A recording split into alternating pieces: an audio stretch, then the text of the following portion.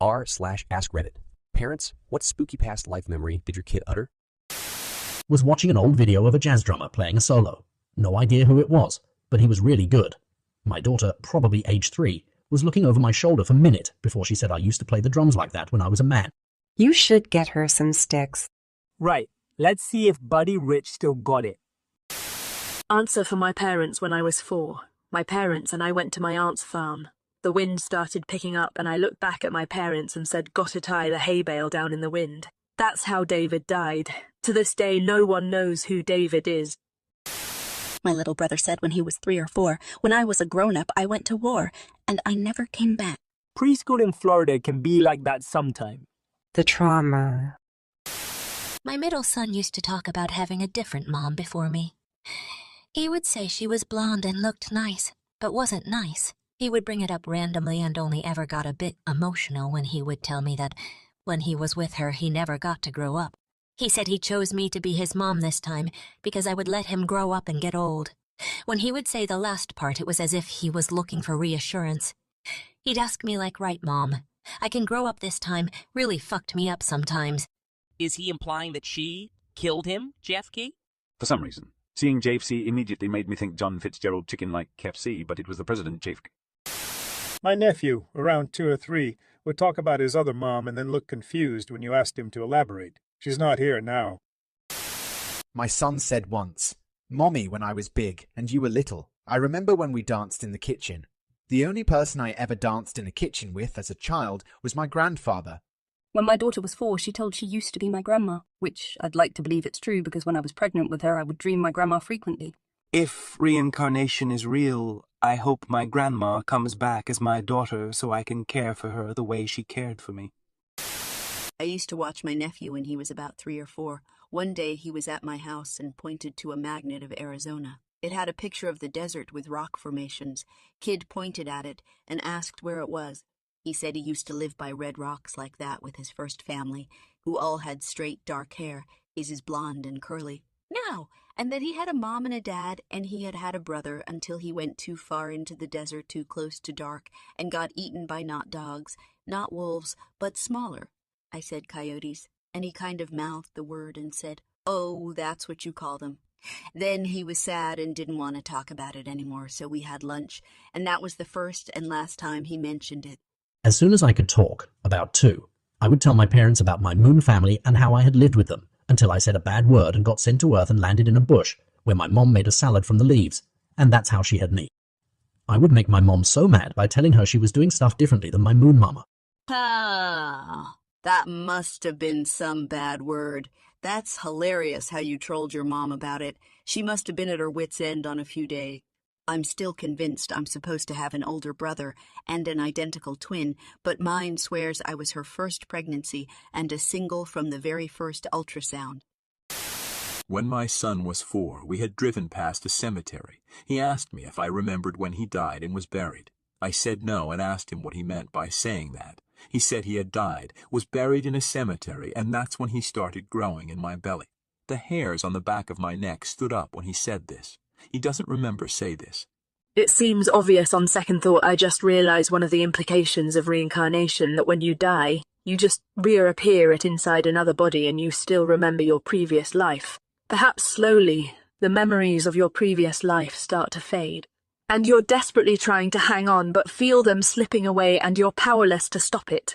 But you can't tell anybody or write anything down because your body isn't developed enough. Or perhaps you haven't even been born yet. In some way, it sounds like a nightmare. Some people look forward to dying at the end so they can be in heaven with their loved ones. I'll get to see my mum or dad or dog again. But psych, you just get to slowly forget they ever existed, and that process would be heartbreaking. Hey, maybe not, though, if you reincarnate, so may your family and loved ones, and you can meet them again in a new way. Maybe you just keep cycling W the Chosen Ones forever. When my nephew was about 3 or 4, my sister said he was throwing a tantrum in the car while he was in his car seat, and he yelled at her randomly, "I waited 100 years to be born." 100 years of waiting, and now this shit. When I was 3, I used to tell my mum stories about my other family every night before bed. The siblings I had and the dog too. One day she took me to Target and I told her I wanted big girl undies, and she said she would buy them for me and I could wear them when I was potty trained. I told her that my other family already potty-trained me so I can start wearing them now. I put them on that day and never had an accident after that. She never potty-trained me and was just shocked. I need to remember to have potty training pre-installed if I have any children. I don't have kids, but when my brother was a toddler, he said something to my mom about throwing hay in the window for the horses. My grandfather died before his birth and was a farmer. The barn had windows and he would just throw the hay in the windows for the horses to eat. My mom was really freaked out, but he never said anything else similar again. To entertain the idea for a moment, did your grandfather die while your mom was pregnant? Possibly. My brother was born in May 1977. My grandfather died in 1976, but I'm not sure of the month. I'll have to ask my mom. I had a brother pass away from brain cancer. At the time, we had a cat who was a calico and just sort of knew he was battling something. She was really mean to most people, but with him, she was gentle. He would grab her paws and she would just let it happen. Well, about 3 years after he passed, my parents had another child, another boy. He was about 3 when he told my parents about the white, brown, and black cat that used to let him grab her paws. She had died about a year before he was born. My son told my parents all about Coco and Boo Boo, described the cats to them. He was 4. My cats, Coco and Boo Boo, had died 4 or 5 years before he was born. When my mom showed him various pictures of cats we had, he pointed them both out and told her Coco liked to knock things off the table. Coco had a nickname, Princess Knock It Off, because she would knock over anything she could. I didn't have any pictures of these cats myself, so he'd never seen them. I didn't talk to him about them either, because we had other cats now. Coco and Boo Boo were litter mates and a bonded pair. Apparently, when I was really little, around 3 or so, I told my mom that this was my last time here, that I wasn't going to come back. Congratulations on obtaining enlightenment. According to my dad, when I was around 5, I was staring out of the window during a heavy thunderstorm. When he asked me what I was doing, I answered, "When did the bombs to original poster? Are they gone yet?" I grew up in Germany, and my dad's dad used to alert the city for incoming air raids. My grandpa died 3 days before I was born, and at 5 I had no idea about the war or my grandpa. Really freaked him out at the time. A couple moments later, I forgot what I said when he asked me more questions. This one really creeps me out. When he was around 4, my grandson used to talk about his job at the ice factory. One day he was talking about his boss, Favo, and the day he quit. I asked him why he quit, and he turned to me and quite passionately said, "I'll tell you why I quit. They made me work 15 days in a row without a break, and I had enough of that." It was weird hearing all that righteous anger coming out of that little boy. My daughter just informed me that he was 3 when he always talked about working at the ice factory. So yeah, scary 3-year-olds. I'm just imagining him saying this in a Jimmy Stewart voice. My co-worker has a son who, when he was about 3, told her he used to grow rice and lived in a place where 2 rivers met. He was able to name the rivers, and she located it on a map of East Asia. Pretty wild.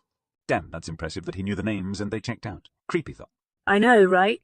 She said she didn't believe in past lives until that moment. Of course, her son was, so nonchalant about the entire thing, yet didn't remember anything about it when he was older. But when younger, he would easily chat about his life way back when. My middle son, 5, is named after my wife's grandfather. He just looked at her a couple of weeks ago and said, "I remember when you were little and you sat on my lap." He also once gazed into my mother-in-law's eyes at 3-4 years old, stroked her cheek and said, "My daughter." Imagine giving birth to your grandfather. Imagine not liking the people you keep getting reincarnated around. None of mine have, but back pre-pandemic, I was watching my friend's then 3-year-old for her, and he saw a big military ship, and he got this kind of faraway look and said, "I remember when my boat sank. There were so many sharks." I said, "What?" He blinked, said what, and then started asking questions about the boat. I mentioned it to my friend and she said, "Yeah, he does that sometimes." My great-uncle was in the Australian Merchant Navy during WW2. Apparently, he was on 3 separate ships that sank. On one of them, sharks ate a lot of the drowning people. He was on a lifeboat for a day or so before a rescue plane spotted them and dropped supplies.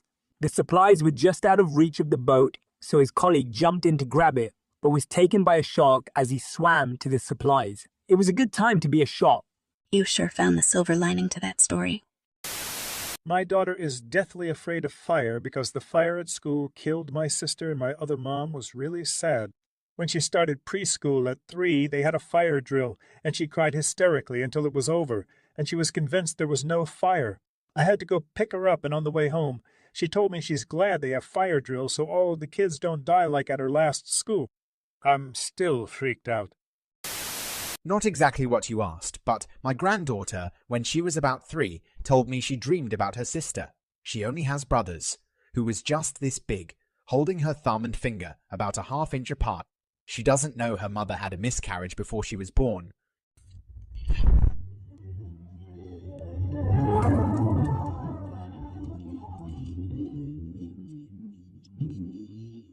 Probably his big brother was just what he called his imaginary friend, but it was super creepy regardless.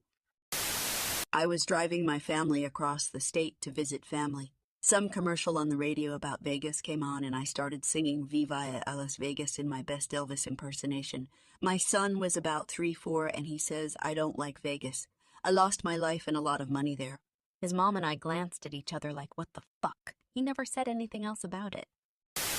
My son was little, about 4 years, and he was playing with his toys and talking. I asked him, "Who are you playing with?" He replied with my sister's name. My sister died when I was young. My father said that my bro, when he was 3, said something like, when I were bigger, I had a pretty girlfriend and we died in a car.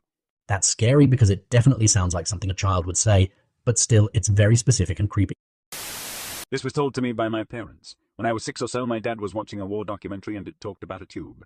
I then said, "You mean the tube from when I was a grown-up?" My dad asked me to explain more, and I said me and another person was put in a tube with a knife and was tasked to kill the other person. But I got stabbed in the chest. He says it still keeps him up at night.